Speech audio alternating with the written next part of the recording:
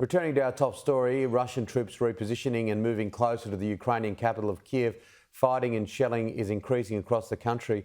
The sieges of Mariupol and Chernihiv have continued, with widespread reports of deteriorating humanitarian situations in both, and reports that a psychiatric hospital was hit by a Russian airstrike in Kharkiv.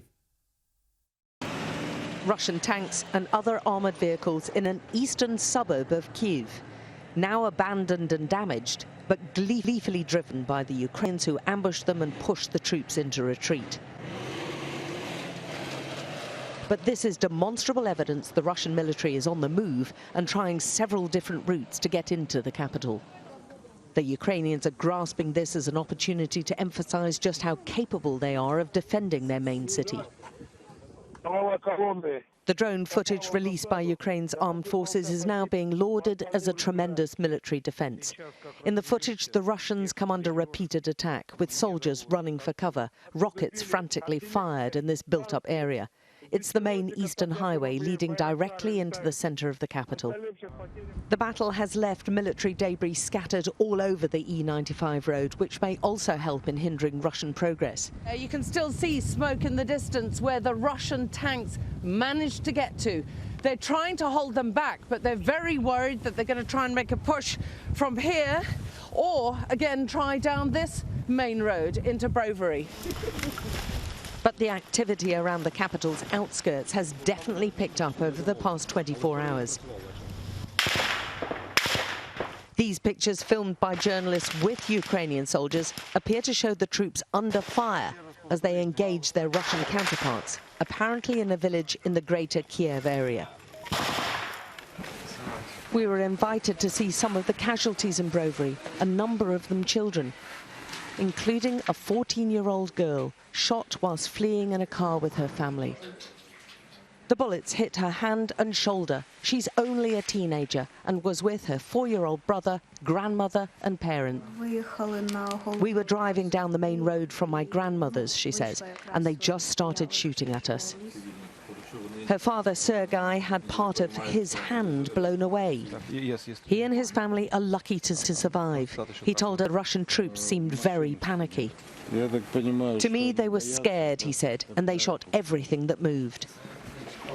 There's increased tension around the capital and soldiers are wary of everyone. They suspect Russian saboteurs might be posing as journalists. He's Russian journalist. And they're on the hunt for one in particular.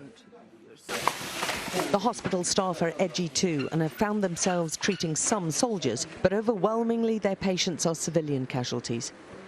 It's very hard, physically and emotionally, he says, to see young people being crippled and dying for no reason.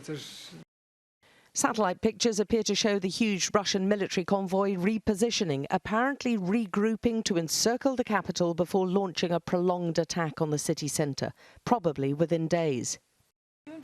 But the man with hero status in Ukraine for raising millions to support their armed forces insists they're ready. We will fight from every window. We will fight from every basement. We have enough anti-tank missiles. Thanks for our allies from the United Kingdom, from the United States. So they will lose tanks every street, every block, every crossroads. There are more and more barricades going up in and around the capital. They're digging trenches, and this is in the middle of the city, although we're not showing the location for security reasons. Either way, soldiers and civilians are preparing for either attack or siege. They have created a whole network of these trenches, as much as protection, but also from where they can mount fighting positions.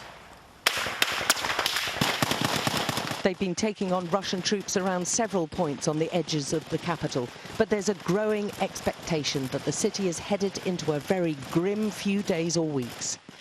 Alex Crawford, Sky News, Kyiv.